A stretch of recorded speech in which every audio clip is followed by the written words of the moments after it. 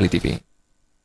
Indonesia, khususnya Bali, tidak boleh lengah menghadapi gejolak ekonomi yang disebabkan oleh negara lain, seperti perkiraan krisis ekonomi fase 7 tahunan yang berimbas kepada lemahnya perekonomian di Bali. Krisis sebelumnya, krisis ekonomi setiap 7 tahun terjadi, seperti yang dipaparkan Ketua Kadin Bali Anak Agung Ngurah Alit Wiraputra. Menurutnya, krisis dunia pernah terjadi pada tahun 2002, disusul tahun 2009, dan dikhawatirkan tahun 2016 ini akan terjadi krisis serupa. Namun, krisis ekonomi akan dapat diketahui pada akhir bulan Februari hingga Maret, dan krisis sebelumnya terjadi hingga bulan Oktober. Anak Agung Ngurah Alit Wiraputra mengatakan, jika krisis ekonomi kembali terjadi, maka langkah antisipatif adalah memenuhi kebutuhan dalam negeri agar ketahanan masyarakat mampu terjaga.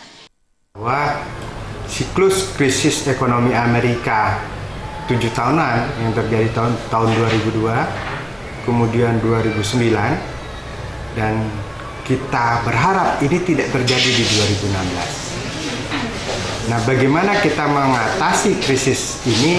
Tentu harusnya kita belajar dari krisis-krisis yang terjadi agar konsumsi dalam negeri dan kebutuhan dalam negeri kita ini yang kita utamakan.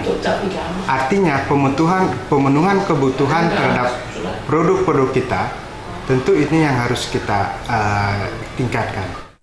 Isu keamanan juga sangat rentan mempengaruhi sektor ekonomi dan pariwisata. Pasca ledakan bom di Jakarta Kamis pekan lalu berdampak terhadap tensi perekonomian. Anak Agung Ngurah Alit Wiraputra berharap iklim ekonomi Indonesia dan Bali khususnya dapat segera pulih sehingga akan menarik lagi iklim investasi. Jaya dan Gung Krisna, Bali.